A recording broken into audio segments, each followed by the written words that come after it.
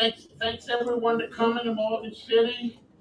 This is the Coastal Protection and Restoration Authority Board meeting, Wednesday, August the 19th, 2026, 9:30 a.m. Port of Morgan City, 7327 Highway 182, Morgan City, Louisiana. And we'd like to thank everyone for putting this on. Debbie and Inga and the folks from Morgan City Port, thank y'all very much for putting it on. So if everyone will rise for the Pledge of Allegiance. I pledge allegiance to the flag of the United States of America and to the republic for which it stands, one nation, under God, indivisible, with liberty and justice for all. Okay, first, we'll get started with about a welcome by Mr. Mac Wade, Port of Morgan City Executive Director. Mr. Wade.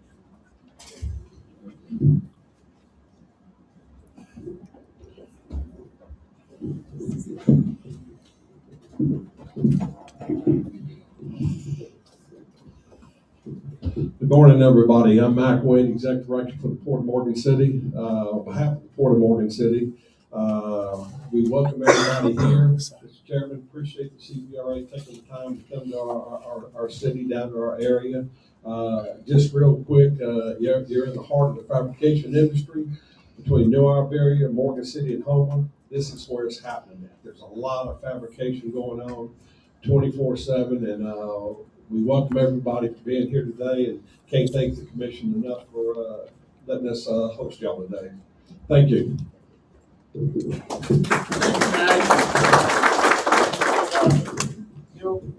I'd like to say this about Mac Wade. I've dealt with him. I've had the pleasure of serving with him for many years, and he's really been on top of everything. And we've met many a times with the Corps, and he keeps us at chapelized dredge, so he does a great job. Please give him a round of applause because he's really done a great job. Okay, with that, Madam Secretary, roll call. Chairman Dove, Present.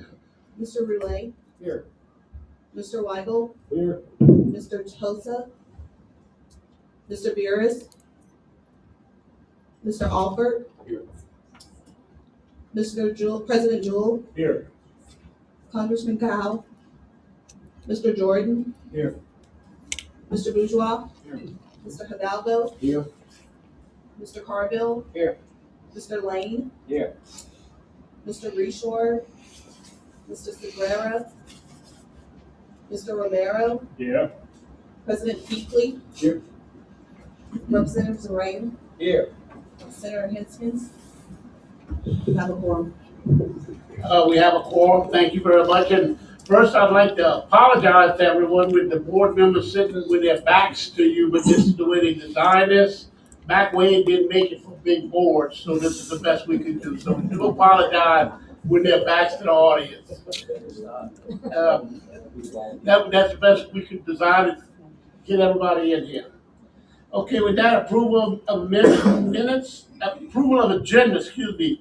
Motion to approve the agenda by Mr. Bourgeois, second by Tony, by Mr. Alfred, all in favor? That motion passes. Any public comments on the agenda? Any public comments? Seeing none, that motion passed. Motion to approve the minutes. We got the first and the second, all in favor? Any opposed? Seeing none, that's approved. Any public comments on the minutes? Any public comments? Seeing none, that approval of minutes motion passes. Old business announcements. Any members, any announcements? Yes, Mr. Dollar.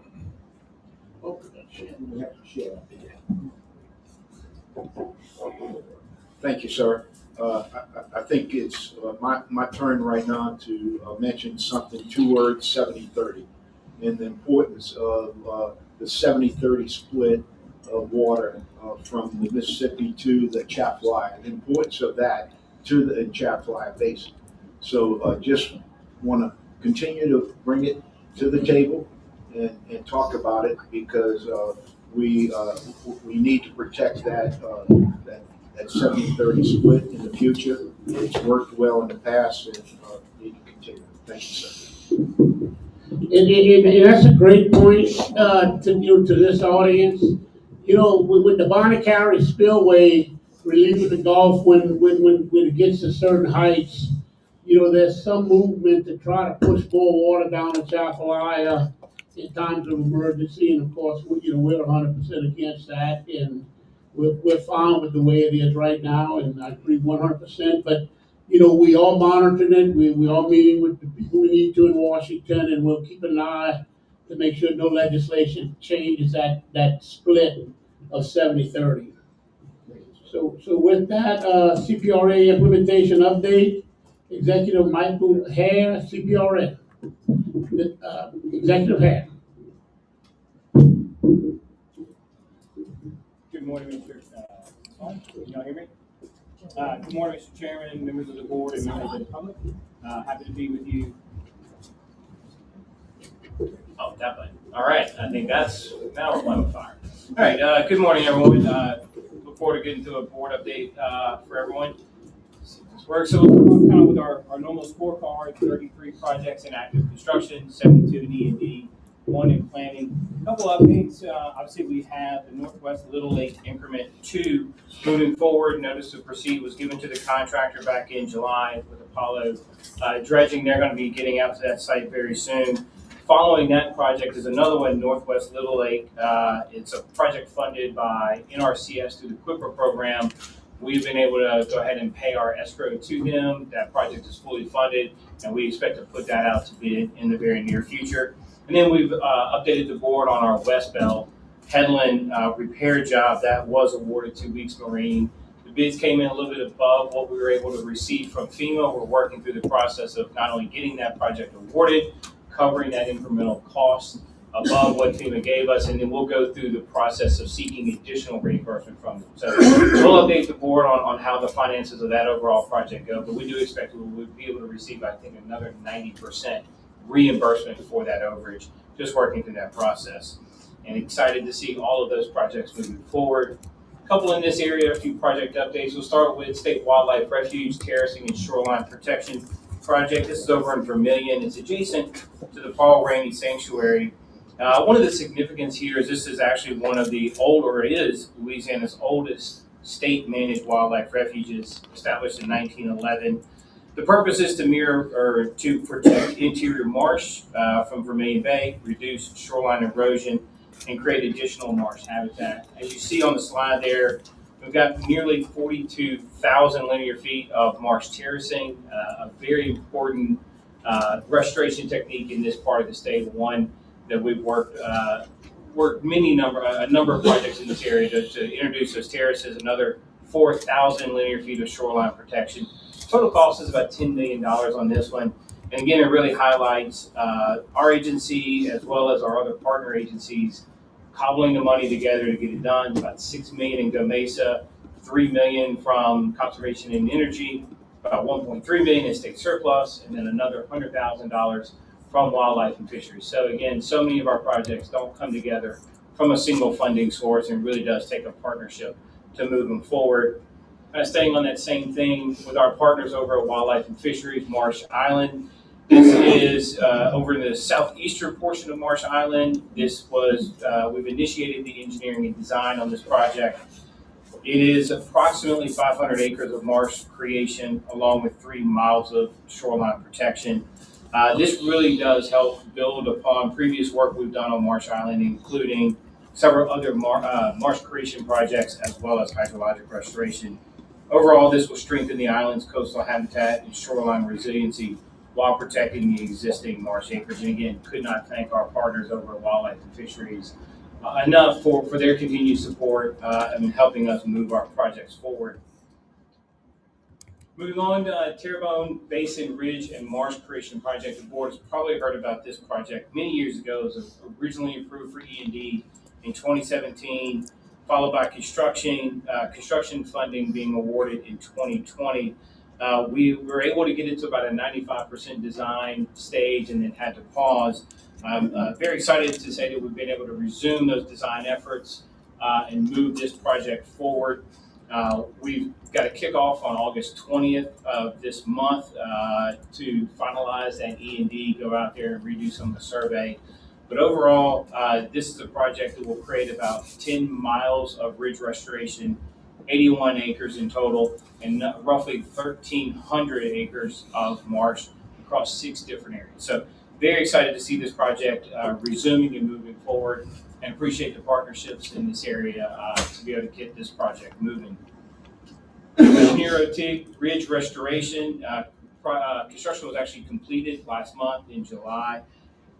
We restored approximately 5 areas of the Chenier Ridge damaged by hurricanes Laura and Delta. This ridge serves as a critical natural barrier protecting Vermilion Parish from storm surge and Gulf forces. Repairs along the storm's ridge provide surge resiliency and strengthen our protection of the interior wetlands. So excited to see this project done and certainly looking for additional opportunities. Schooner Bayou rehab. This was a structure that was originally constructed in 1951. We're scheduled to have our work completed later this month. It includes structural repairs, new sheet piles, upgraded gates, and some additional structures. The ability here for this structure is to control salinity, protect freshwater marshes, agriculture land, and maintain navigation in the Mercantile Basin. And back over to Chenier shoreline protection and gap closure. As you look at the screen, the dashed lines, the green is the existing rock that's out there.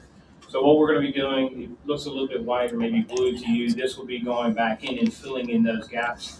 Notice to proceed was issued to Patriot Industries on August 6th. We're going to be closing the gaps between the segmented breakwaters along the shoreline. This will help reduce wave energy and help stabilize the shoreline. Provide more continuous coastal protection, reducing erosion and protecting the remaining marsh habitat.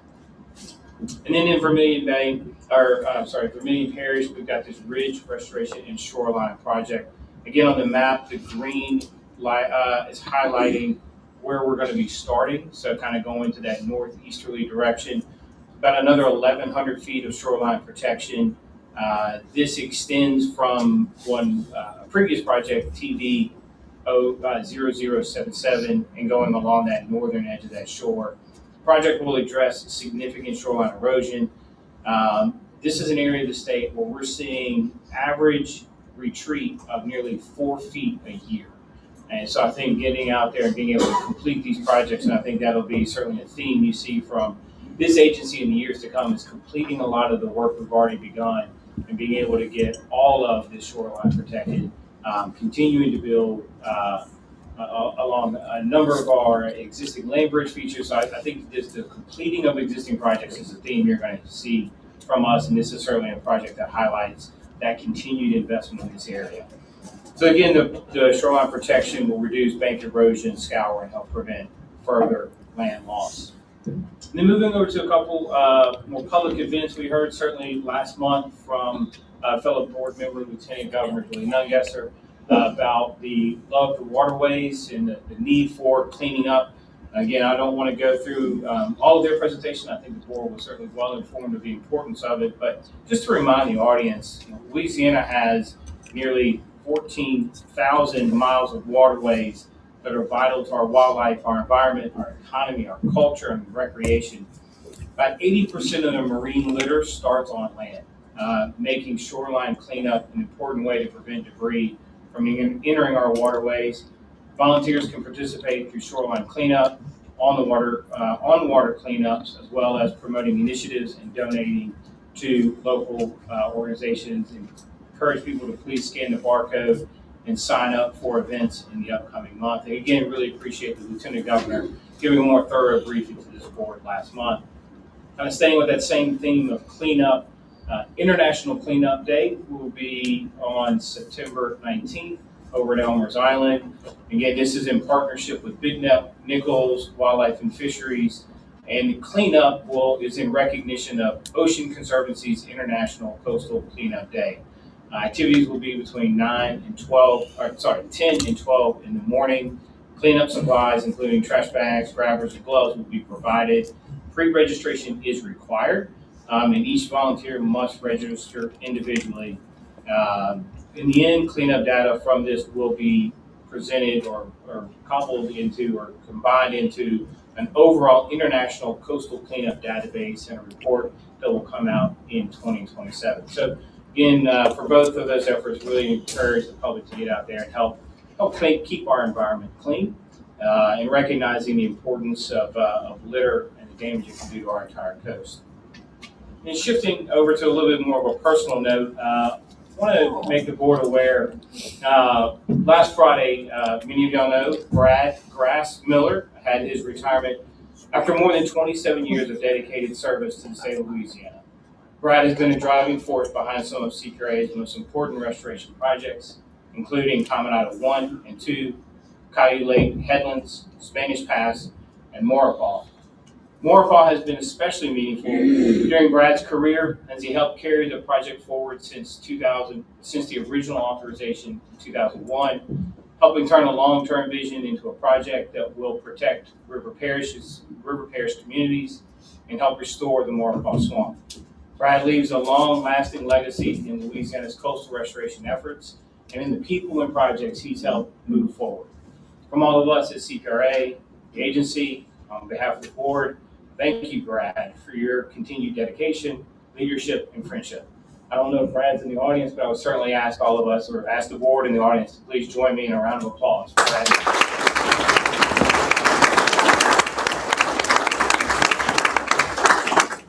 And just note that it says Sweetgrass, and my notes just say grass, so someone's going to explain to me how he got the nickname. They both work. He goes That both. seems like another conversation. And then finally, just one last public event here on behalf of CPRA. We have our Acadian of Culture Day, August 29th from 1 to 4 over at the Center for River Studies.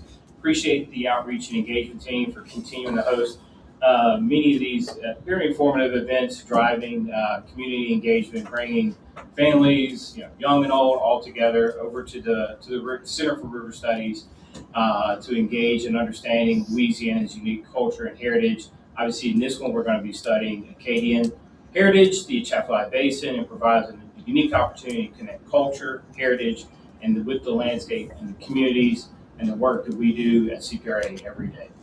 And with that, Mr. Chairman, I will, again, just a quick announcement. Our next board meeting will be in Baton Rouge on September 16th. And with that, Mr. Chairman, I will yield back to you for any questions. Any questions, members? Any questions? I'd like to, from the chair, thank you very much for the presentation, and something we're moving along with, and we will be presenting as far as we get moving a little deep into it, is a levee system from Vermilion Parish through Iberia to St. Mary to tie in to the St. Mary Parish levee system. This has been ongoing for over a year. And it'll consist of floodgates, water control structures, pump stations, and it's like 92 miles of levees. So we just not ready to present that yet, but I want to make sure everyone knows we all moving forward on it. There's engineers on it, and we plan to start presenting a little more information as we move along. But other than that, any other questions from the members? Thank you very much.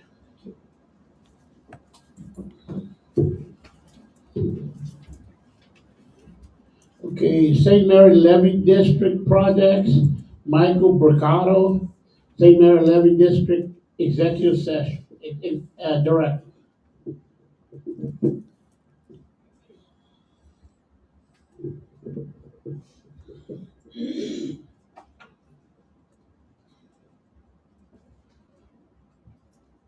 Hi, good morning. Again, my name is Michael Ricotta. I am the Executive Director of St. Mary Levee District. Thank you to Chairman Dove and the entire board for having given me the opportunity to speak about St. Mary Levee District. I would also like to personally welcome you all to Morgan City, as well as St. Mary Parish and the Atchafalaya River. This is where it's at. This is where it drains.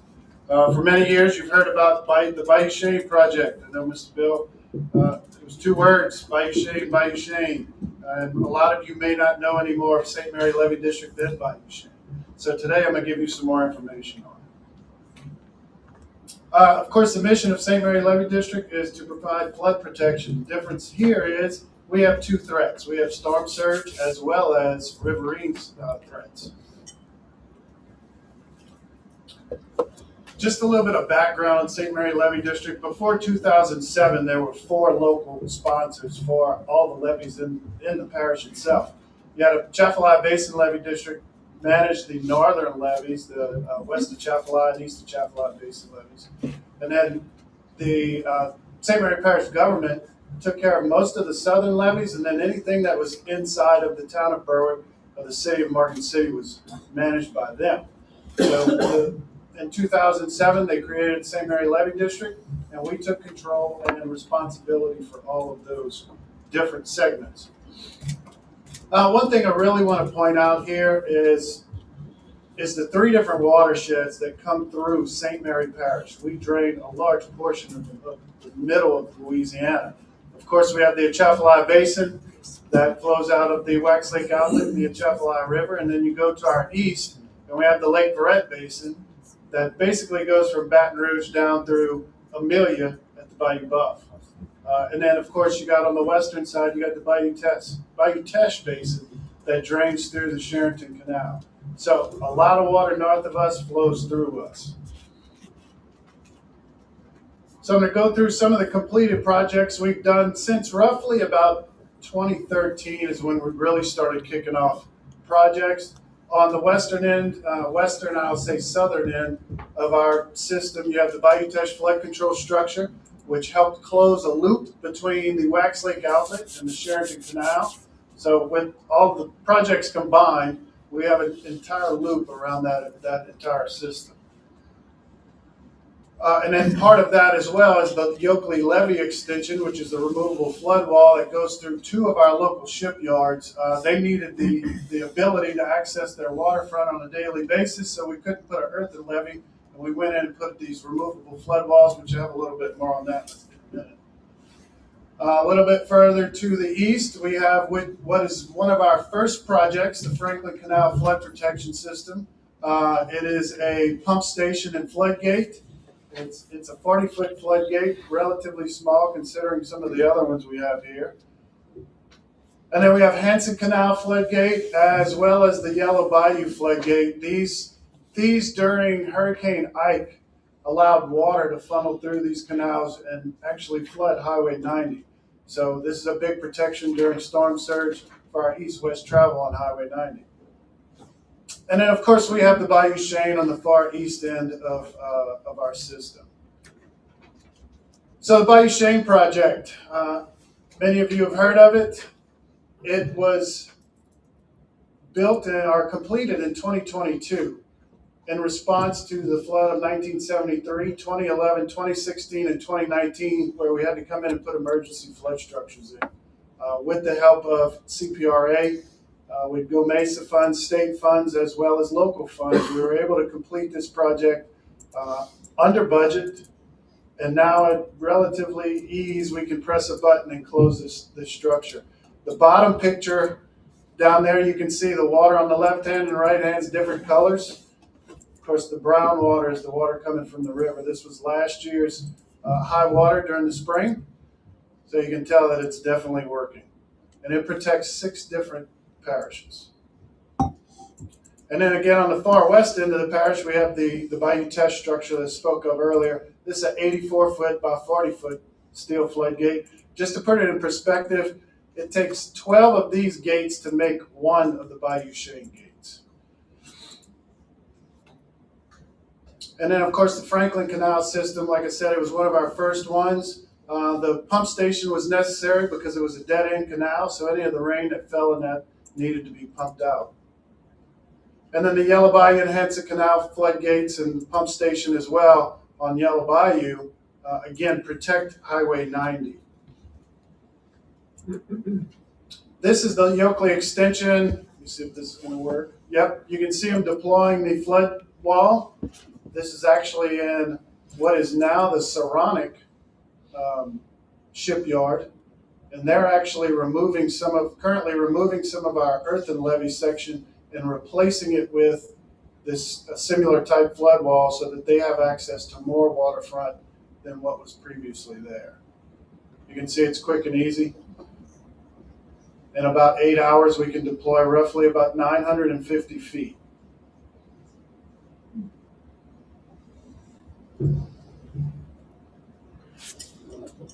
So upcoming projects in construction and under design. Currently, with the help of CPRA, we are doing the T168 pump station rehab project in Morgan City. This kind of goes along with the improvements that have been done to the backwater levees in Morgan City. Some of this infrastructure was extremely aged. During Hurricane Francine, there were a couple hundred homes that flooded in Morgan City. Currently, we have completed, you can see the picture on the right, we've completed a complete rehab of Station 4 in Morgan City. Also on the left, you can see where we removed some of the box culverts that were really restricting the flow to go to that large pump station in the middle down there. As of this morning, it started at 2 a.m. this morning. They were testing in Sweden the pumps the new pumps that are being put in the station. So we're hoping the testing is completed today and tomorrow. Those things will be packaged and shipped in the next couple of weeks.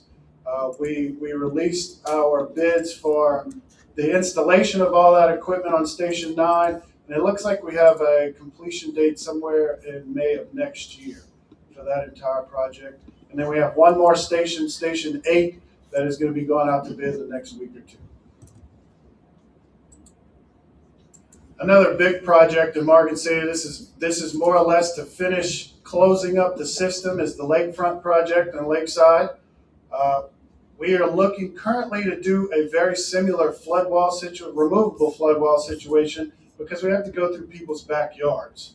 And you could about imagine they don't want their lake views ruined by some flood wall or anything like that. So we have a plan currently that we're looking at. We have a couple phases that we're ready to start here probably by the end of the year on the east and west sides of this system that are going to give immediate relief to some of the storm surge that we get there.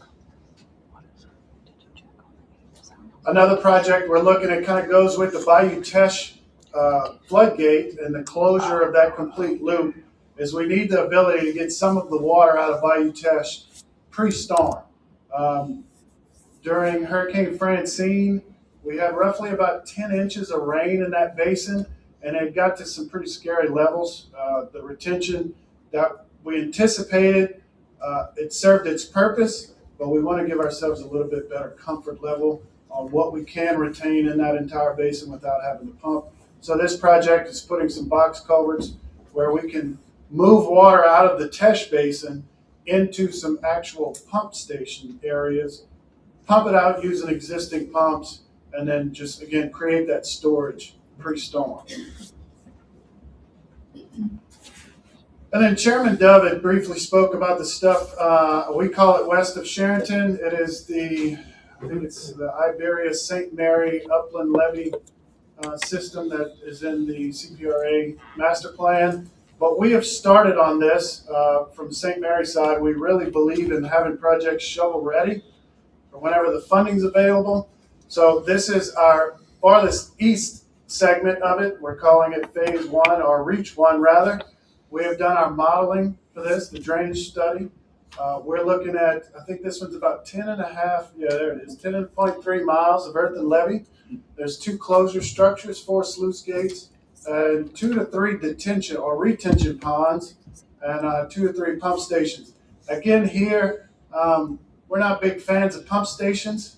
I would rather store the water during the storm and then have the ability to pump it out with smaller stations, because if any of you know, pump stations are expensive to feed and maintain. So that's our first reach. And then this is just kind of an overall that would end up tying into the Iberia line. We're dividing it into 4 sections. Again, currently that phase 2 of that reach 1 is we're in design. We're in full-blown design at this point, and we're going towards permitting. And then you have phase or reach 2 and 3. We just completed the modeling for that, the drainage modeling for that. So at some point here shortly, we'll move into doing some geotech and design on that. And then phase 4, we will very soon move into the drainage study and modeling on that one. And then one small section here in Morgan City is a tie-in levee from the federal system to the railroad. Again, one of those last little tiny projects that we need to close that entire loop around the city of Morgan City.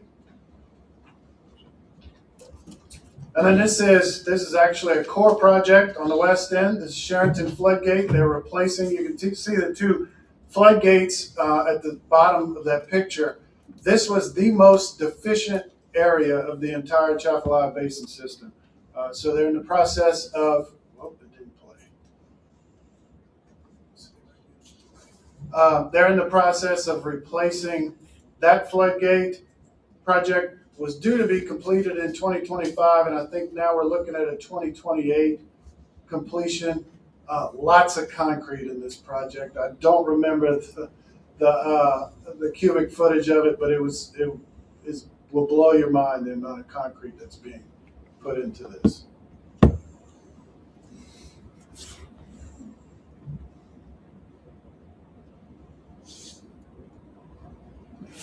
That's all I got, unless you have any questions. I did put our website up here, smld.org. We do have an extensive gauge network in our district that, many of you know that USGS has started phasing out lots of gauges. So we took it upon ourselves. We needed the data. We went out and started putting gauges throughout our district. So on smld.org, there's a resources tab on there that has all the gauges. Not only our gauges, but a bunch of the useful gauges in the state. So, any questions? Okay, thank you. With that, we have a question about Mr. Bourgeois. As much as a comment as anything else, channeling my board president, Corey Keefe, is also the president of the Association of Levy Boards. I just want to point out to everyone that St. Mary's Levy District, Mr. Dalvio, Mr. Picata, are really stepped up. They're very active at the state level, federal level, and one other thing that wasn't pointed out tonight is that the people of this area have voted to tax themselves for flood protection. And as you can imagine, that's showing confidence in their operations. And I just wanted to point those things out because he had mentioned that before. So, Thank you. Representative Terrain. Thank you, Mr. Chairman. Mike, just a question on your number 1 priority in the lakeside flood protection. You might have mentioned it. I apologize if I missed it. But on the deployable structures, is that kind of the leap system kind? Yes, the same thing? Similar system. We've looked at a number of different types. And when there's one, the floating flood walls that actually deploy themselves, very expensive. So we're looking at ways to cut costs, number 1, for the project, but operations at the end of the day is a big deal too. How do you deploy these flood walls? So those are things that we're working on. Okay, so you haven't decided on it yet, but you anticipate it being something kind of like the Oak. We haven't decided on a brand, but yes, very similar, very similar. Yes. Thank you. And also the president of St. Mary Parish, Sam Jones. I just want to say that I want to thank you. We served in the House for so long and all, but also I want to recognize the person who really started this. He came to my office when I was the mayor and said, we want to go for some money to do this, to fix these things. I also want to thank Senator Brett Allen, who was very instrumental in getting money, and I want John Bell Edwards, who was the governor, was very instrumental in doing that too. But Claudia is the guy that keeps it going, and I really want to thank you. You've been outstanding. And any other comments? And from the chair, I gotta say, when y'all started this bump situation, which was really in bad shape, I want to thank everyone involved. I mean, everyone came to the plate, and the engineers along with Sam, and the mayor of Thibodeau, of course, the levy district, and, Bill, and all that, and, y'all really, so May of next year, y'all should have most of it up and running. I think we'll be pretty close, yeah. We're trying to beat next storm season. Right, in a levy system, that's something we're gonna be looking at very, very hard at, to go ahead and find funding on it. It's badly needed there, of course, in Iberia, in a lot of that area, there's no protection system. And so we are gonna move on that as expeditiously as possible. And just to be clear, that pump station project, the city is to a point right now where it's in really good shape. You can handle up to some event, but these other additions are just gonna put it over the top, so we'll be in great shape. We appreciate y'all's input and things like that on it. Well, thank you, y'all really jumped on it and did it very quickly. Thank you. Thank you. Okay, with that, Coastal Master Plan update, Brian Lazina and Katie Freer from CPRA.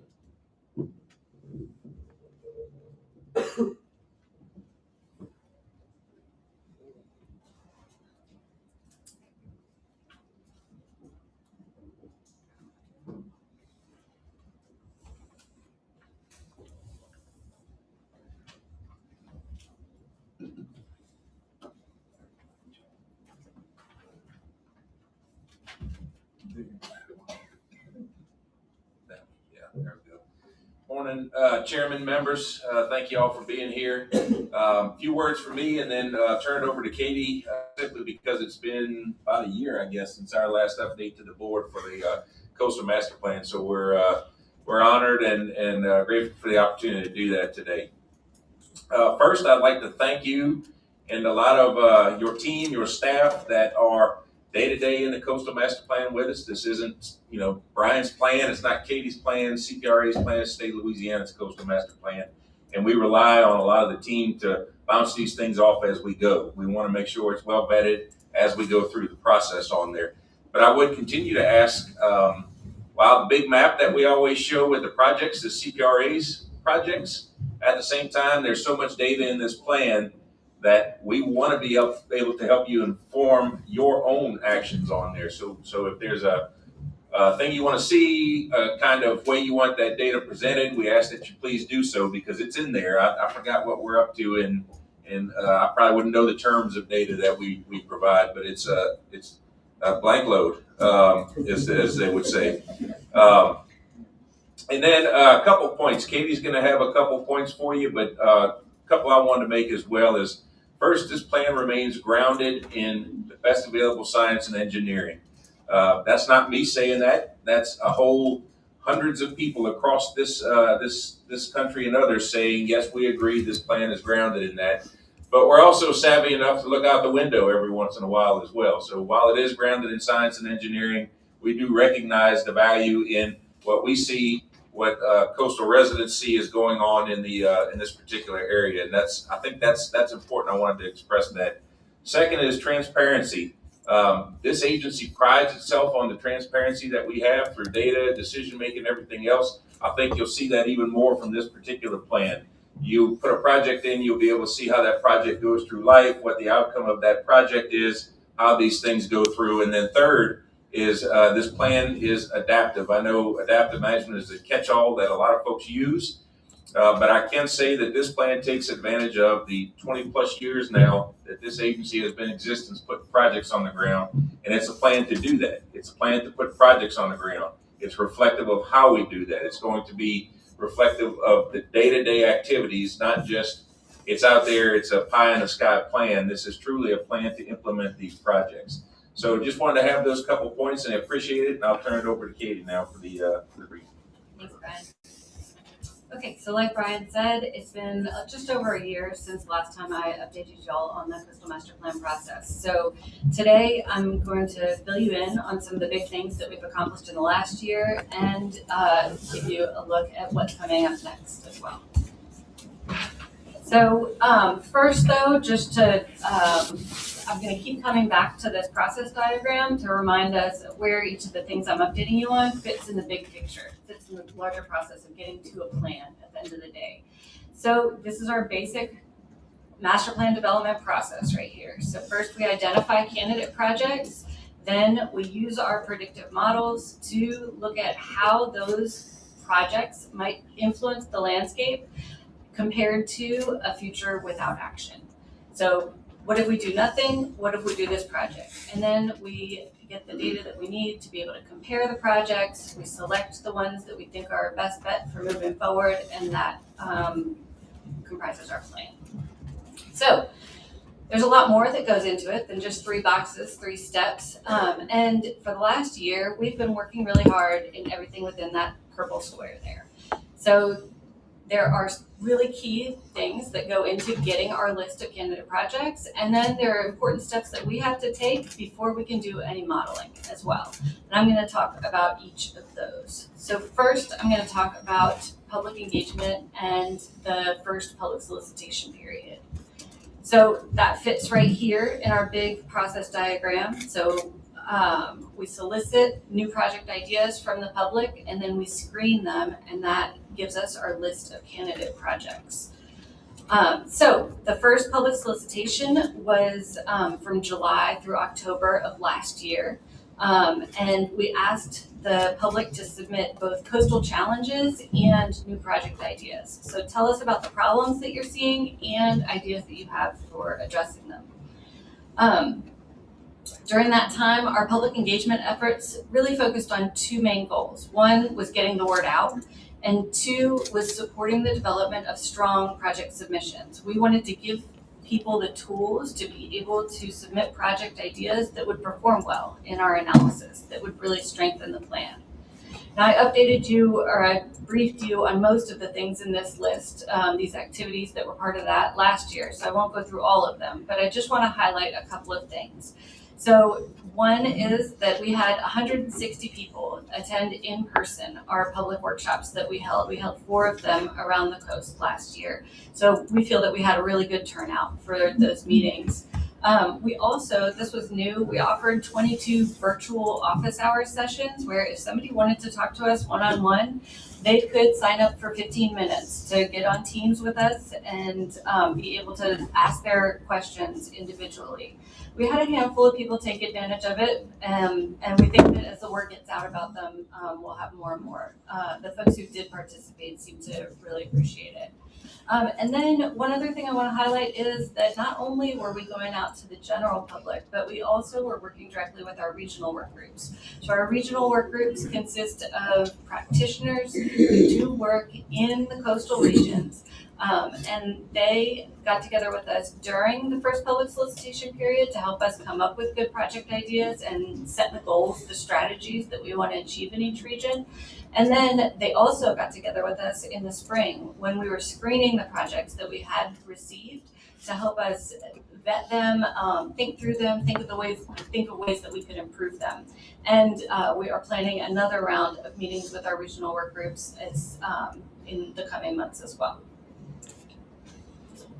All right, in all, we received 200 submissions from the first public solicitation period, which we were really excited about. That is well above what we typically receive in a public solicitation.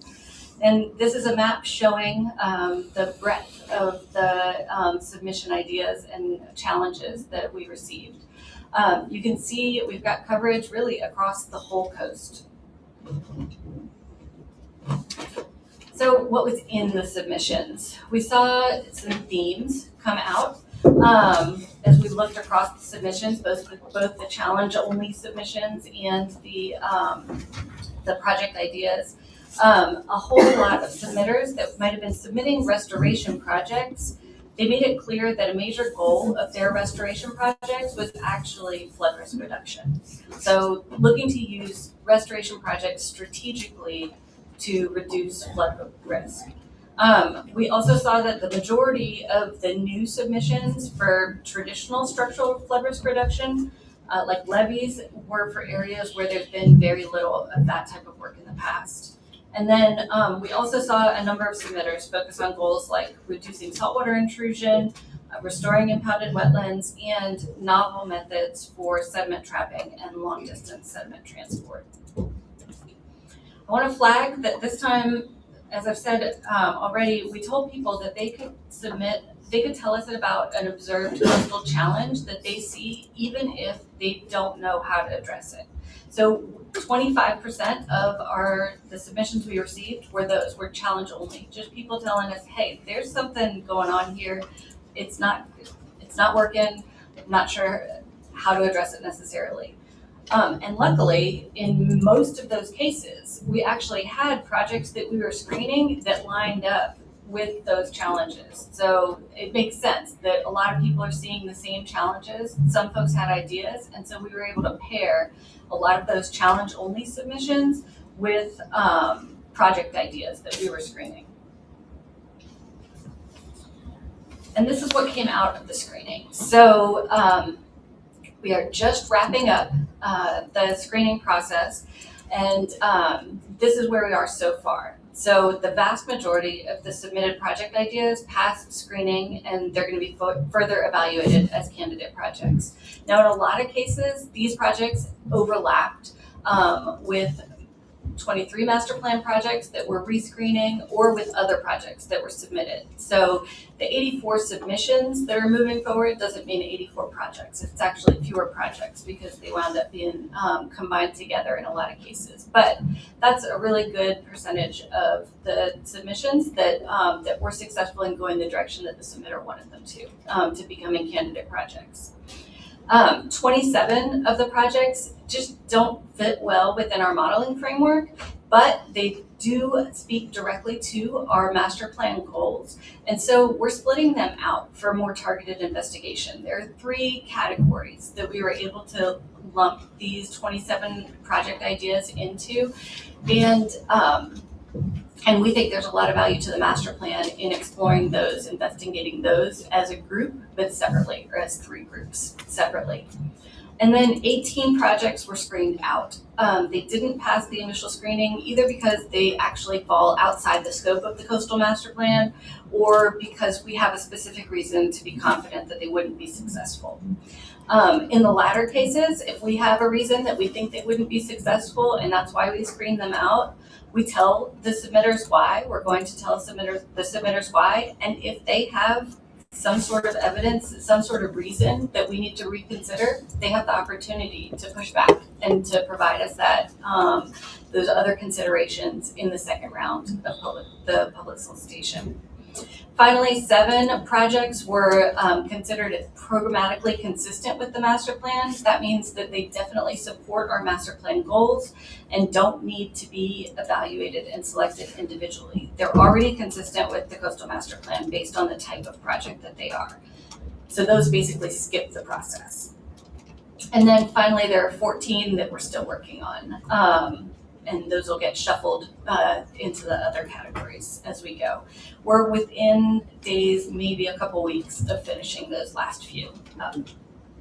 So one other thing, Brian mentioned transparency, but we're really excited that by the end of this week, we're going to be publishing a website that summarizes everything that we received in the first public solicitation, how the submissions were screened, what the results were, and we even have a place where people can sign up to receive updates about specific candidate projects for Plan 29. So if a project submission made it through screening and is going to move forward as a candidate project, then anyone can follow the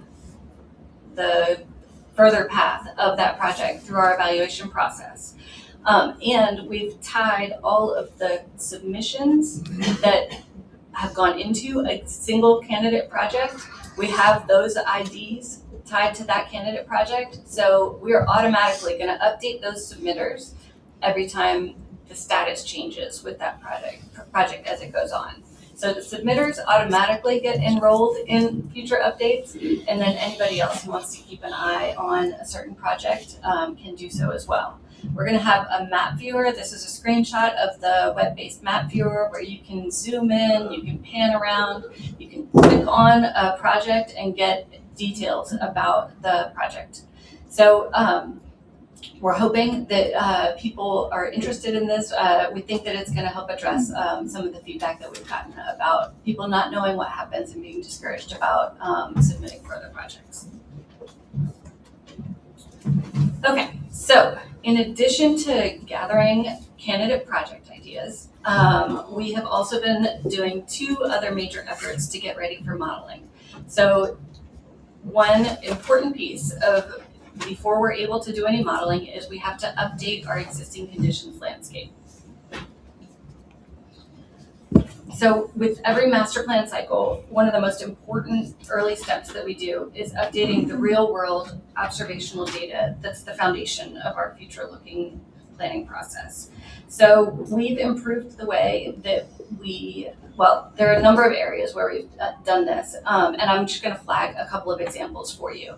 The first that's showing on this slide is the subsidence surface, the subsidence rates that we're gonna be using for this new master plan. So we've improved over the last 6 years, we've improved the way that we collect and analyze subsidence data, and also in how we develop the interpolated surface that we have to use for the modeling. So all of that is going into the new master plan modeling. We've also updated the topobathymetric digital elevation model that we use to represent landscape elevations as of the end of 2024. So we have to cut it off at the end of 2024 to be able to have time to do all the processing and prep that we need to do to then use it in our modeling. So even though it's the 2029 plan, it's going to be based on the baseline is 2024 conditions. And there are a number of different data sources that went into this update as well. We also used higher resolution data than we've been able to use before, 10-meter Sentinel-2 satellite imagery, and NOAA CCAP data sets to update the land use, land cover, and land water areas. So this is one of the places where really the impacts of some of the major storms that we've had since 2018, when the baseline landscape was developed for the 2023 master plan, that's going to show up in between these 2 data sets, the updated DEM and the updated land use, land cover map. So this is a really important step to establishing that baseline that serves for the future, to ground the future projections that we need to do also with the modeling. One other example of how we use real data to update the master plan process is the relationships within that represent wetland dynamics in our modeling. So we now have over 20 years of CRIMS data, and we use as much of it as we possibly can to update those relationships. So how does increased salinity, decreased salinity, inundation, et cetera, how does that influence land loss? How does it influence vegetation species? And essentially, how does that influence the coast that we're dealing with, that we're planning for? So the last piece that, that has to go into our modeling effort is the future scenarios. So how do we take our existing conditions and carry them forward over a 50-year planning horizon so that we can pick projects that we expect to perform well in the long term, not just for today's conditions. So future scenarios, as I said, enable us to evolve the existing conditions over that 50-year planning horizon. We put a lot of care into selecting the scenarios because they directly influence how we evaluate projects. We compare landscape and other metrics in a future without action compared to a future with those projects we're evaluating, and that's how we calculate, we quantify the candidate project effects, and that goes into the project selection. So these are the elements that make up the MP29 future scenarios. Similarly to the 23 master plan, we have 2 project selection scenarios to account for the range of future conditions that we're confident that we should be planning for. The variables on the right show, those are going to vary over space and time in our scenarios, but the values are going to be the same between both of those project selection scenarios. The one variable that's going to be different between the two scenarios is sea level, because it is such a primary determinant of land loss and storm surge-based flood risk. So the selected sea level rise curves come from the latest global guidance, and we chose to use the suite that best aligns with the trends we've actually observed along the Gulf Coast, and it's generally considered to be consistent with current policy trajectories and emissions rates. So we also assessed, and where needed, we updated the data and methods that determine how these other variables change over space and time to build our comprehensive future scenarios. Okay. One other thing that I want to highlight for you is the fact that modeling activities are actually already underway. So we've completed the future scenarios and existing conditions, landscape updates, and now we are in the process of doing future without action modeling, as we're still nailing down the candidate projects that we're going to test in future with action. So future with action, without action is moving forward. There are actually three big pieces to our future without action modeling. So first, we do the landscape side. We have our ICM model, which we use to predict what the landscapes are going to look like over the next 50 years. That feeds into the storm surge and waves models, the ADCIRC and SWAN models. So those have to wait to follow after the landscapes are developed.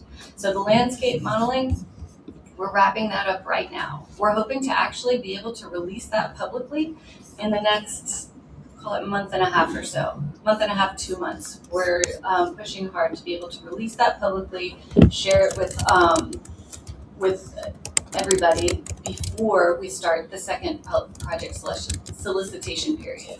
We would love to be able to also release the storm surge and wave models, the flood depths predictions over the next 50 years at the same time, in time for project development, but it's not going to be done in time. This is a huge advancement, though, over previous years. This is the first time we've been able to release any of this information during the plan cycle, not just at the end. So we're hoping that at least the landscape side will be useful to the public in developing new project ideas during the second public solicitation period. We're looking at early 2027 for completing the future without action simulations, having all of the results together, and being able to make those public as well. But again, that's going to be after the second public solicitation likely closes.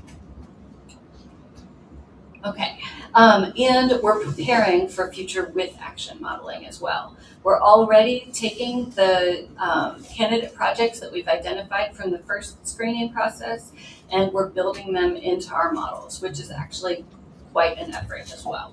And we've updated our project cost estimating tool. As we all know, the cost estimating tool based on 2020 values is only so useful. So we've ingested recent bid tab data to bring that up to date and made additional adjustments to it. So that's ready to go when we're ready to start developing cost estimates for candidate projects as well.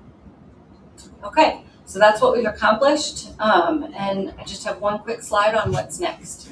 So like I said, we are really looking forward to sharing the future without action results, at least on the landscape side, soon. We have a website that we're building where folks should be able to go and see the results and then understand what's behind them as well if they want to dig that deep. How we developed the future without action projections.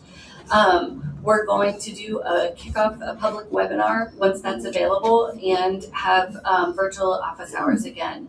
All that's going to coincide with the start of the second public solicitation period. And we'll be giving presentations at meetings around the coast. We might do 1 or 2 workshops that we host ourselves, but we really want to take advantage of existing meetings that are going on around the coast that folks are already going to, and try to reach people that way.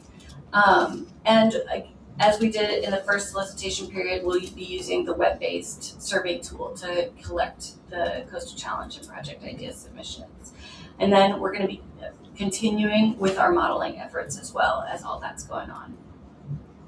So big picture, this is the plan for master plan development, or the timeline for master plan development. We really are hoping to wrap up modeling toward the end of next year into early 2028. We want to spend most of 2028 analyzing those modeling results and writing the plan. We have to have a draft plan by the end of 2028 so that we can do all the public engagement that's necessary to get it approved during session in 2029. And that concludes my update. Welcome any questions. Any questions? Mr. Bourgeois. Yeah. There we go. Yeah, I guess I'm kind of say how old I am, but I've been involved in the 2012 to 17 to 23 and now the 29 plans.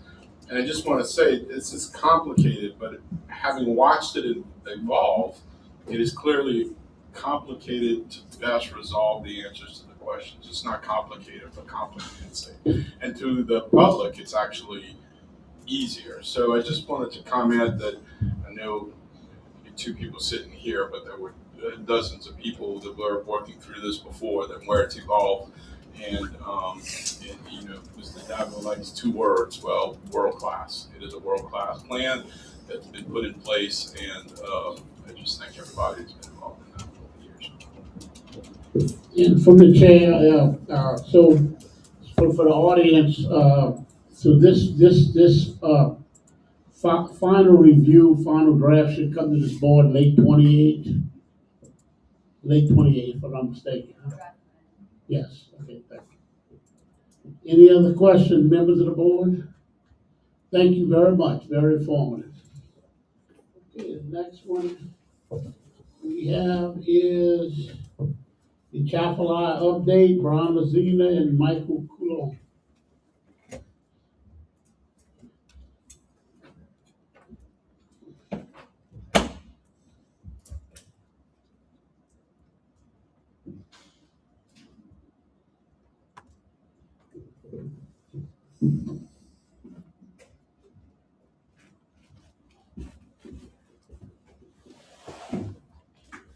Again, thank you, Chair, members. Appreciate the opportunity. Michael and I, given where we are, wanted to come and sort of give just a little glimpse into what's going on with CPRA in the Atchafalaya Basin area proper. So we'll talk a little bit about some activities, and then Michael's going to give an update on the Atchafalaya master plan. So we'll hit you with two world-class master plans today on here. So obviously we're going through the state's Atchafalaya master plan now. So a lot of projects were sort of on hold, just making sure that they are sort of well vetted, show up in the plan, and kind of have the best benefits we can do. But that doesn't mean we've stopped moving at all. So I just wanted to show a few of the projects that we're actively engaged in right now. And you'll see these are either with moving water, reconnecting water, or in some cases, in a lot of cases, deepening habitat. So we have a sedimentation problem, obviously, in the basin. We're losing these deep water habitats that are important, especially for fisheries, but others on there. So things you'll see are Grimmett Canal improvements, Murphy Lake depth restoration, dredging in Big Bayou Pigeon. And I will say a lot of these also have multiple banks for the buck. Not only a good deep water habitat, providing deep water habitat for fisheries, but it's also some of these have shoaled in so bad they're unsafe for navigation, or may even impact navigation fully on there. And then other projects like you see Point Coupee water flow improvement. So Mr. Mercado mentioned this area pretty much drains lower Louisiana, not just coastal Louisiana, but lower Louisiana. But that water obviously has to go through many areas around many places. And in a lot of cases, what we can do is put that water back where all of our good habitats need it, and at the same time provide for better flow of that water as well. So these are projects we look forward to in the basin. We try to find as well. Obviously, our big driver is habitat, but I always say this: moving water is good water for a whole bunch of things, and so those dual benefits are especially good if we can find those.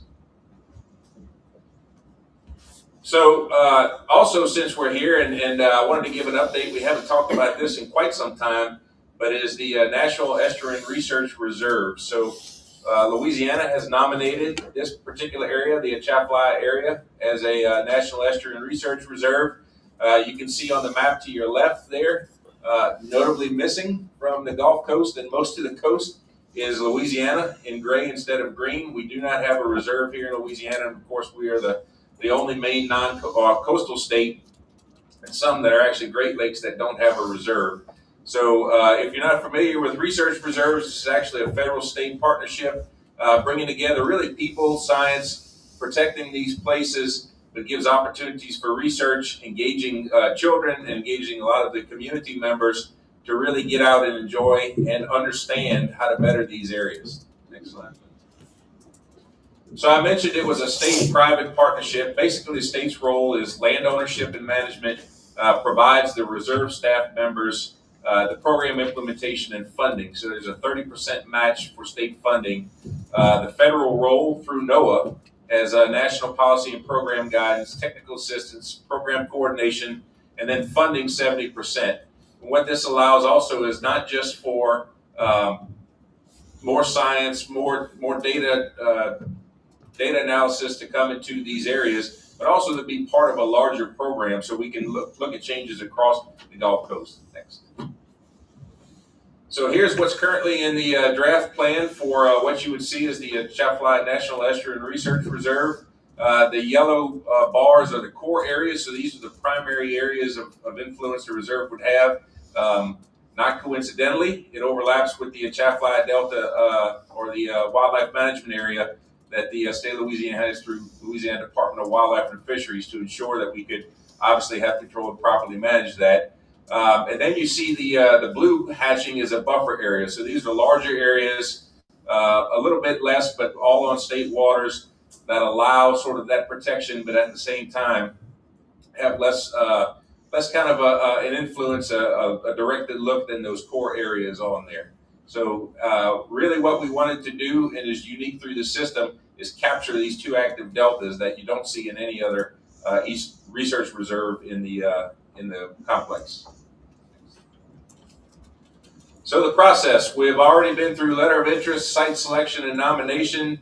I mentioned that Atchafalaya was selected. There were several other areas in Louisiana that went up for contention. And right now we're in the draft and final environmental impact statement and management plan. So CPRA's role in this was to sort of shepherd this through the process. We are in fact doing the draft planning right now. We are to the point of draft on here. This will actually be housed under Board of Regents through the LUMCON system, which will have the day-to-day ownership of operations. Now, I know I put this slide up, which seems like 2 years ago, probably was 2 years ago. We're in a slightly different spot, but I will say we have hit some hurdles in this particular thing, and I just want to be forward and upfront about that. I think Louisiana, in that we embrace a working coast, that doesn't always jive with some of the other things you see across other states. So we're working through some issues with NOAA right now. I feel confident, and I, especially with a lot of folks sitting behind me that are behind this, that we can push this forward and get this thing over and done with. But it's been a long process dealing with trying to make sure that we protect our idea of what a working coast is, how the state runs, and keeping that intact, and not trying to nod another way through that. So once we get that solved, you'll see designation and operations, and then this thing will get up and going on there. Next.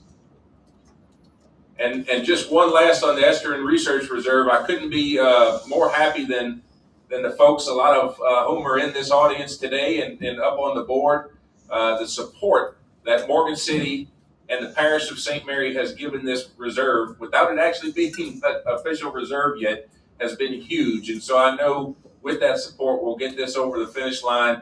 Obviously, a special thanks to Ms. Mancuso and Ms. Holcomb, who I think I saw this morning that are here. They already have and with others, a large friends network established that I think actual research reserves would be envious of. So a nonprofit foundations to be able to help these particular things out. So we'll continue to keep the board up to speed on this. It's something that, we may look at some other avenues to move this forward and obviously lean on the support that the residents and public have given. Thanks, and I'll turn it over to Michael now to go over the master plan update. All right, thanks, Brian. So we did an update on the master plan in April, I believe, it was a little broader. So this is just gonna kind of review some of those slides. We're sort of all the way back and really making progress there, but it's gonna slow down with time. So some of these slides are just reiterating what we talked about back in April. So similar to the coastal master plan, the Chapel master plan is intended to function as a guide for future projects throughout the system. The intent is to prioritize beneficial projects and place an emphasis on restoring the basin. You can see the plan boundary up there, so it starts up in Simsport, goes down to the Gulf of America, and is bound along the floodway by the east and west protection levees. The area is broken into 11 watershed planning units, and those are divided up that way basically because there's different hydrologic influences and different. Is that better? Yes. My apologies. So it's broken up into the 11 watershed planning units based off of different hydrologic influences, different ecological characteristics throughout the system. Obviously, in the upper part of the basin, you have a lot of ag interest, a lot of olive and hardwoods in that area, and then kind of increasingly swamp as you go south through the floodway until eventually you get south of Marine City and run into the coastal zone. So the general goal of the plan, you can see listed up there at the top, manage the use of the Chapelwater River system sediments and water to maximize ecosystem functions and support continued human uses. We want this plan to guide future investments in the basin, describe current conditions, and provide foresight to manage uncertain conditions in the future, and address some of the key issues that have been identified by members of the public. So here's kind of a general timeline of the plan development process. So we started out with initially, engagement activities, speaking with members of the public and holding meetings to try and figure out exactly, what are the issues. I think they're pretty well laid out. Most folks know what they are, but even so, we want to hear from the public. From there, we moved on to project solicitation, and that was done. So project solicitation was done by way of public meetings, webinars, and online submissions from the public, and three engagement groups that we've kind of been working with, those being the steering committee, the collaborative engagement group, and the working group. After project solicitation, moved on to project screening, and that's kind of where we find ourselves. Following project screening, moved on to modeling, and that's kind of where we find ourselves today. So, some of the key issues and challenges that were identified by the public, the different engagement groups: hydrologic modification, excessive sedimentation, water quality issues, habitat degradation, recreational and commercial access, and system flood capacity. Most of these are tied to hydrology in some way. It's a river system. So the conditions and hydrologic conditions have been altered over time, and that's led to a fair number of these problems, either directly or indirectly. As far as system flood capacity goes, that is not, so the project is not directly looking, it's not a flood control is not a primary goal of the project. With that said, we understand there's a huge issue within the basin. It is a floodway. We have to keep that in mind.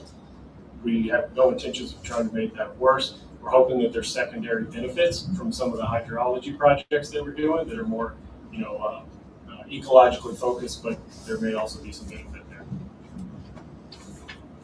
So here you can see a list of the candidate projects. So there's 54 in all. These are the projects that were accepted after screening for modeling. A large majority of these projects are integrated projects. Those are the ones you can see highlighted in orange there.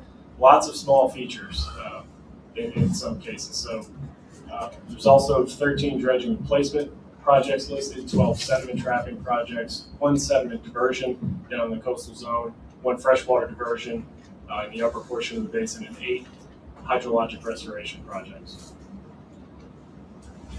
So here's kind of the general modeling approach that we're using to assess current conditions in the basin, potential future conditions in the basin, and then also, ultimately to evaluate projects that would be included.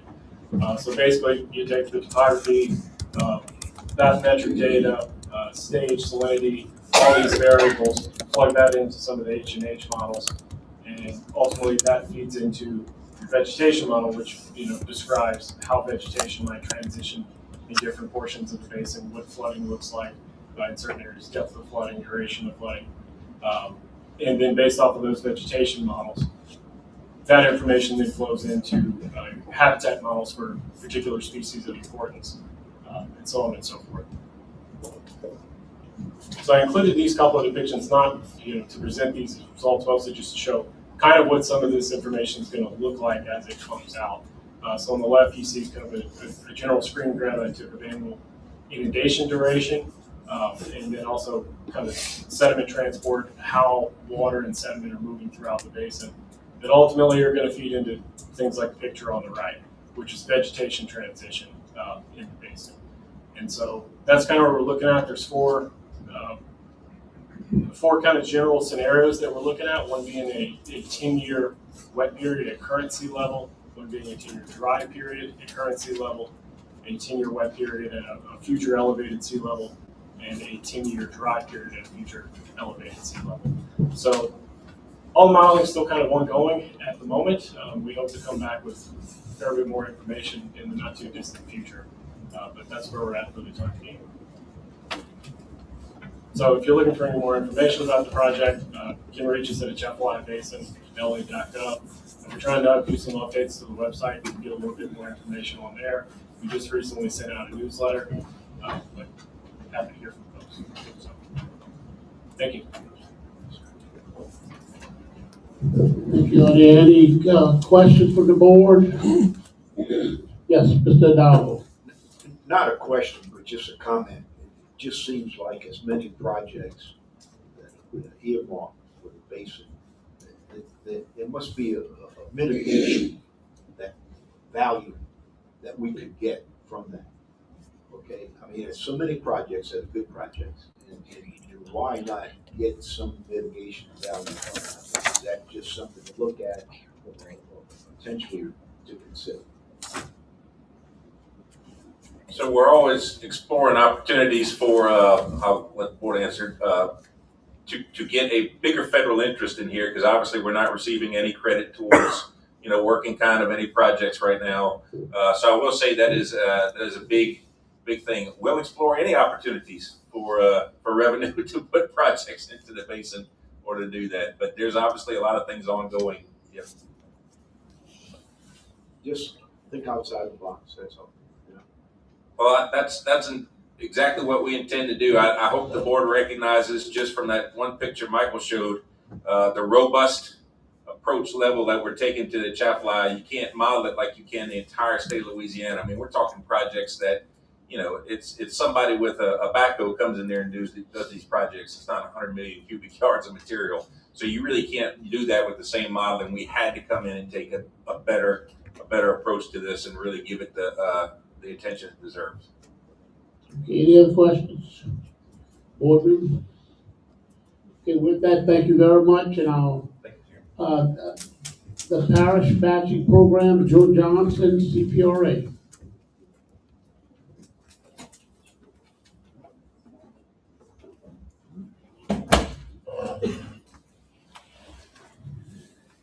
And while that's setting up, I'd also like to thank, of course, Executive Director Mike here and his staff for putting all this together. But we work with DNR, with Secretary Davidson, who's always working with us, along with Glenn Linde, who had been with us for a while until he became Secretary of DOT. And of course, Governor Jeff Landry, who is on top of all these projects and really involved in getting the coast moving. So I'd like to thank, everyone involved. And with that, parish batching program, Mr. Joe Johnson. Thank you, Board members, for allowing us to present today for parish batching program for FY27 request for proposals. My name is Joe Johnson. I also have Charles Saban with me today, who will go into the timeline and considerations for this year. Brief intro to the program, eligibility, timeline and consideration, proposal selection, where to find the RFP, and point of contact information is what we'll cover today. Parish matching program has existed since 2024. Just need to note that this is not the same program as years past with Restore Parish Matching, which concluded in 2019. We have a total of 18 projects within the program, with CPRA using primarily Go Mesa and state surplus dollars of $17.7 million, with parishes contributing $46.5 million into the program. We have a wide range of projects within the programs, ranging from non-structural, shoreline protection, marsh creation, hydrologic restoration, terraces, plantings, and integrated projects. This year for FY27, we have a total of $5 million with Go Mesa funding for the parish's priority projects. Who is eligible to submit projects to this program is anyone in the coastal zone, shown as map here. I want to note that 2 or more parishes may partner up together as long as we have identified a lead. This also includes our non-parish partners. We have lots of efforts with NGOs and other efforts around the coast of people wanting to work with parishes, and we would support that. For project types, we do restoration, protection, non-structural, drainage improvements, a lot of other options, which I'll get into a little bit more in the next slide. And this program is designed for construction-ready projects. So for implementation phase, we would like to have projects ready to go as shovel-ready as possible. Final D&D may be considered as long as there's construction plans within the first 3 or so years. And again, this is a parish matching program. Parishes must include match. Project types, we have a wide range of considerations. This is not a complete list by any means. If there's other projects that fall outside these project types, we are happy to consider them as long as they're consistent with the master plan. We can do stormwater management, green infrastructure, vegetative plantings, like in the bottom right here. We have our Director Michael Hare, friends at CRCL, doing Jefferson plantings of Grand Isle dunes. We also have considerations for invasive species removal, oyster reefs, living shoreline protection, hydrologic restoration, marsh creation, terracing, and barrier islands, or a combination of these. And a great example of this is the Mandeville Lakefront project, which is nearly complete. We have a water control structure on the far right of that picture, on the top right, with a shoreline protection berm in front of it, with a canal dug out for improving drain water out of the system, with some of that material being used in front of the old cypress swamp as a marsh platform. And here I'll hand it over to Charles to go over the timeline and considerations. All right. So today the request for proposal goes live, and the next date to take note of is our deadline for the proposals being due December 11th of this year. After that date, we will enter our evaluation phase that will extend through February of 2027, and we will be announcing and notifying the selected parish matching projects at the March board meeting. And then we'll enter the implementation phase of implementing the projects. Every proposal will be evaluated with these considerations. So first and foremost, it must be consistent with the goals and objectives of the 2023 master plan. The parish match amount, project type, and certainty of the match funds is a consideration. And as mentioned before, project feasibility and constructability will be heavily weighted. We're really looking for construction-ready projects. Acreage restored, areas benefited, amount of the resilience improvements, and synergy with other restoration and resilience efforts will factor into each decision. For every proposal, they need to stick to these guidelines and sections. So each proposal should be no more than 10 pages. All organizations involved in the project need to be clearly identified. And if there is more than one parish involved with the project proposed, that's fine. We just need to make sure that the lead parish is clearly identified and the point of contact, name, email, and phone number is listed in the proposal. The project purpose, features, and complete maps of the project area need to be included in the proposal. A description of how the proposal fills the selection considerations, amount of the match requested, a detailed budget summary, and estimated timeline that includes the start of construction and end and completion of the project is required as well. All right, so you'll see on the right the official request for proposal announcement. This can be found on the CPRA website and all the social media outlets. The QR code here will link directly to a PDF of this request for proposal. Yeah, I'm happy to take any questions. Feel free during the developing of submitting proposals to submit any questions to me, joseph.johnston, LA.gov. I'm a third, so the email's a little strange. But yeah, appreciate the time for the board and happy to take any questions and yield back. Okay, members, any questions from the members of the board? Seeing none, thank you very much. Thank you. And we have 2 speaker cards, 2 to 3 minutes. Mark Duhan, Mr. Mark Duhan.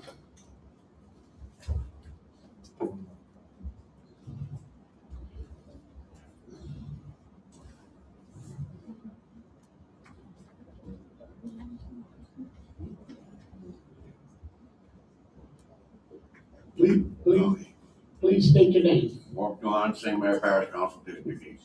I want to thank Mr. Gardez and the board for the speed, the light speed y'all did by taking care of these pumps in Morgan City. This is usually takes 10 to 15 years to do stuff. And y'all did it in 2 years. And I want to thank Sam for talking with you, Mr. Gardez, when we brought y'all to the pumps and let y'all look at it. And I'd like to thank GIS for coming to look at the pumps with us too. And I thank all y'all. This is 2 years. Usually takes 10 to 15 years to do something. And we got 1 pump completed. Another year we have another pump completed. And I thank all of y'all for that. Thank you very much. Thank you. Thank you for your, me and you talk quite often. Thank you for keeping in touch with us. Thank you. Thank you. And then Catherine Holcomb, St. Mary Excellence, I believe. Excel, I'm sorry.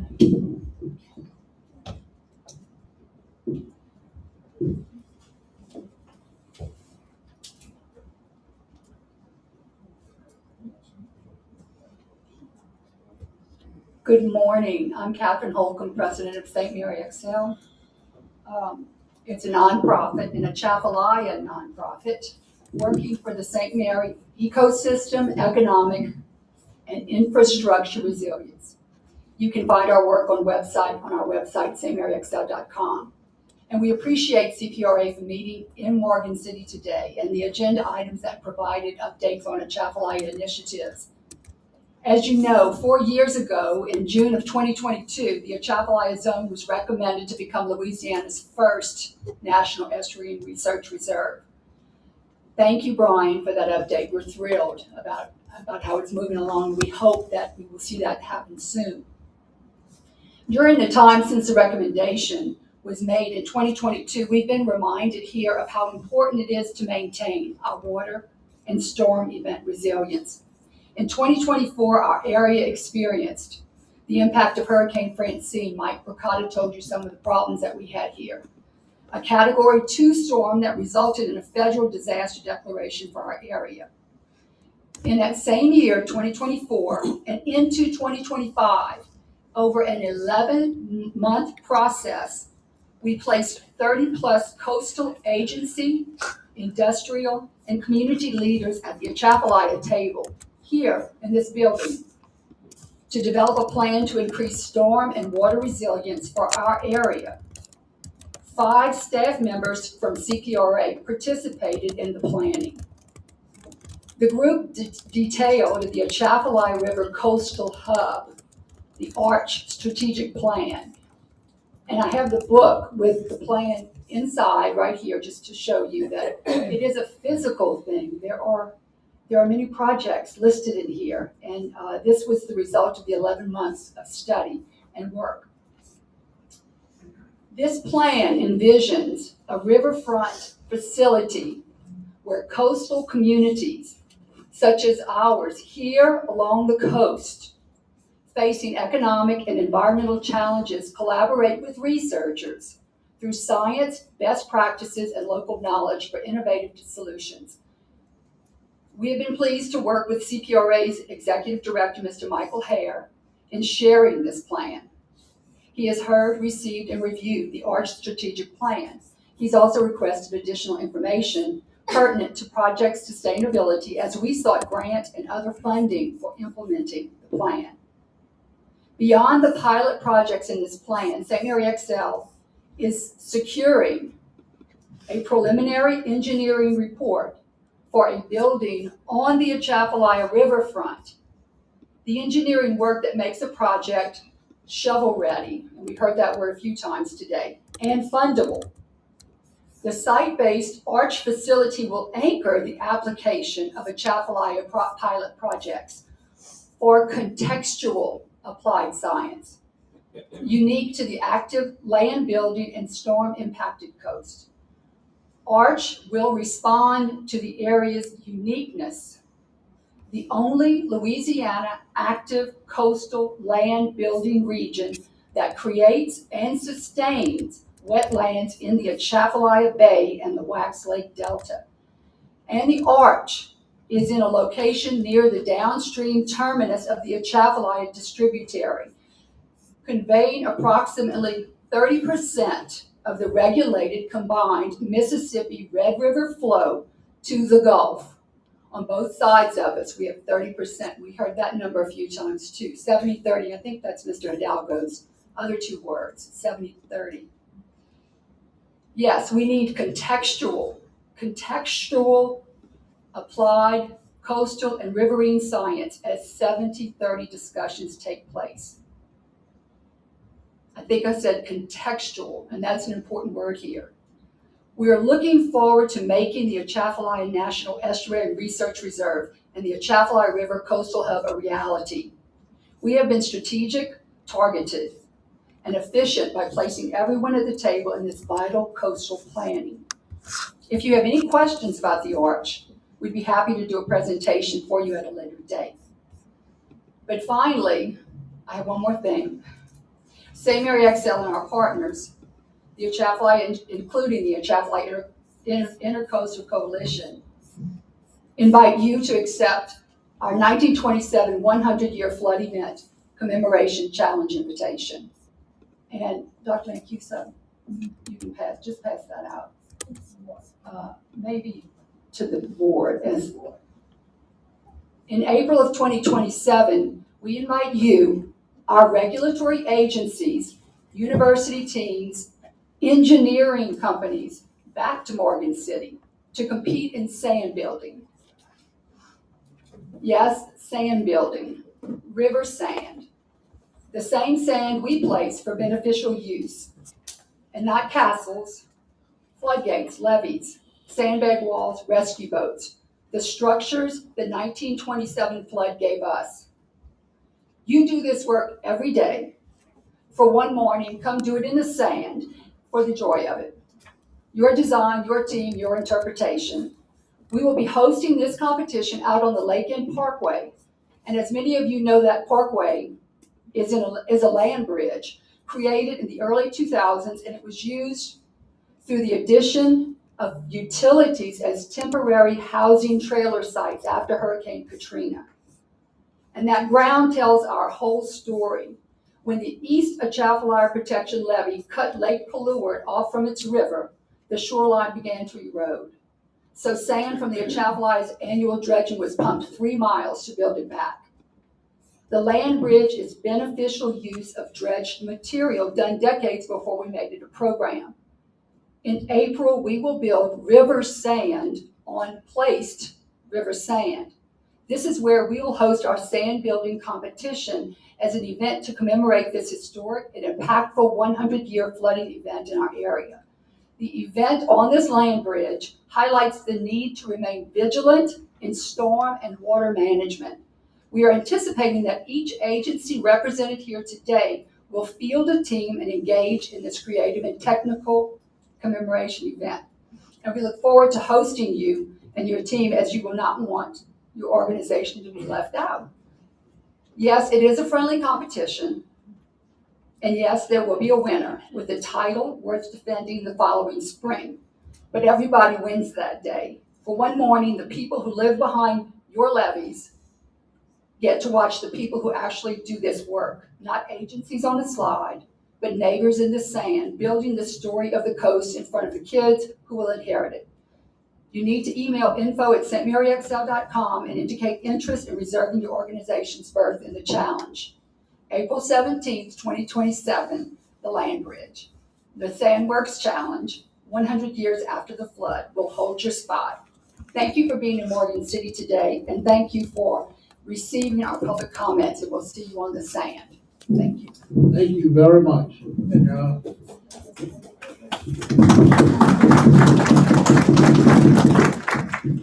that's, President Sam Jones would like to say something. I'd like to know if y'all have done anything about subsidence, how far the subsidence is going. Some of you are able to, 'cause one of the places we've checked, and it's a high place, it's gone down 1.8 feet in the last